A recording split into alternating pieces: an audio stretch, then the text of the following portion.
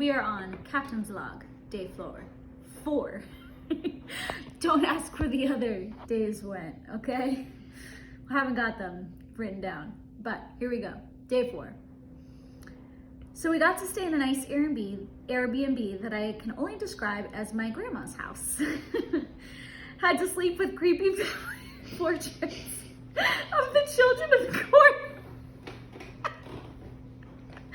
on the walls from a time before they smiled in photos. Sarah was displeased, but we made it. Okay, if you have creepy photos of children of the corn in your house, then you do you, boo.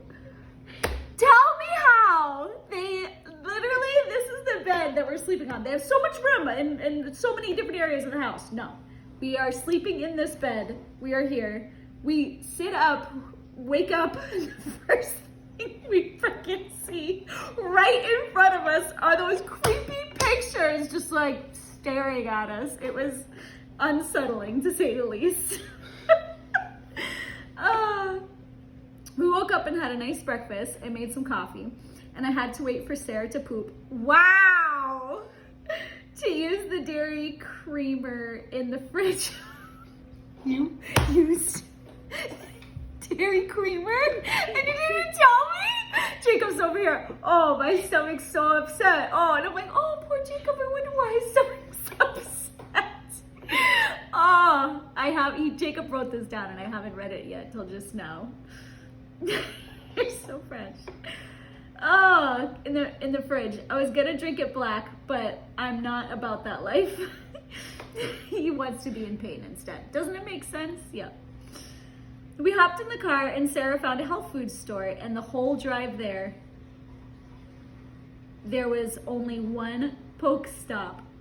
So, but what can I expect from a store where Chick-fil-A sauce was stamped new? I don't get that. I'll keep reading. We really are in the middle of nowhere. We get to the health food store and immediately my wallet felt lighter. This health store was amazing. She was like a kid in a candy store. Yes. The oohs and ahs were constant as she stacked more and more into my arms. They were the best stuff. And I'm trying to figure out in my head how I'm gonna fit all this in the car. Yeah, because we had our car like filled. Do we have a picture of that somewhere? Like filled, like the back seat, the trunk, like all, you couldn't see out the windows, like filled. The smells of all the essential oils filled the store. And as we walked around, we noticed more horses in the parking lot than cars. It was pretty weird. Yeah, they just had the posts outside every single store and restaurant, and you just tie your horse to the post, and it was like horse and drawn carriage, like on the street more so than cars. It was crazy. That was Arthur, Illinois for you. We got on the road to leave and hit a construction zone where a very relaxed guy held a stop sign that seemed without purpose, as he sometimes walked back to the truck and no longer having the sign facing us. So I said, I'm sure we're good. And as Sarah went to drive around him, he leapt into action, almost as if he just realized he was working, and held the sign out. So I hopped out and said, what's up? We're here for the day. What's up? Are we here for the day or? And he said, no, you have to wait till I flip my sign over. It should only be a minute. And I said, okay. And I noticed with each step, my flip-flops are being more and more stuck to the road. So I waved Sarah to drive closer before my flops melted off, and she didn't move. I'm just staring at him like, what? And the guy said stop. What do you mean drive? And am I supposed to leave you here? I was confused. I figured she was setting up the GPS, so I walked all the way back, and as I was waving, she said, well, I wasn't gonna leave without you. We laughed and headed out of that weird town.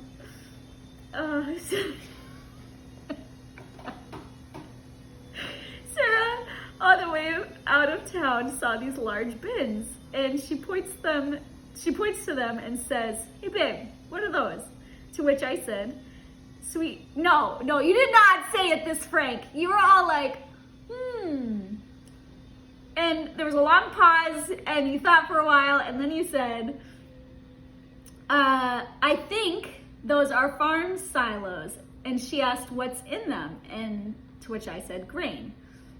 Then no. You said it were farm silos, and I asked what's in them, and that's when you took a while and was like, "Grain." Then 3 miles down the road, she asks, "Hey babe, what's that giant container?" And I said, "It's a farm silo." And she goes, "What's in it?" And I swear, my eye twitched, and I said, "They're filled with grain." And the car goes quiet as we listen to the radio. 10 more minutes pass, and she goes, "Hey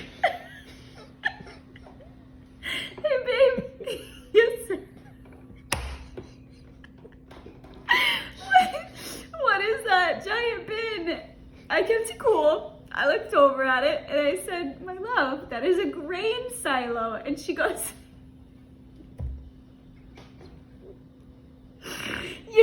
"You keep saying that." And I was absolutely flabbergasted. And I said, "That's my answer." And she says, "Google it." And I said, "Hey Sarah, you know what Google says?" And I said, "What?" "They are grain bin silos." So she said, "And what do they hold?" To which she responds, "Freaking grain, Sarah." Didn't even write down my defense, okay? Made me look like a toddler over here. So I did not know that he was confident in his answer that they held grain, okay? And I'm over here like, I mean, yeah, it could be freaking water. They could water the crops out here. It could be holding all the water. It could be like, I don't know. What else did I think it was? Just like maybe some like stuff to feed the horses. I guess that would be grain. Just anything else. Like I just was like, there's so many possibilities of what could freaking be in there. Who knows? Maybe they're using it as like a storage unit. Like that's their garages out here.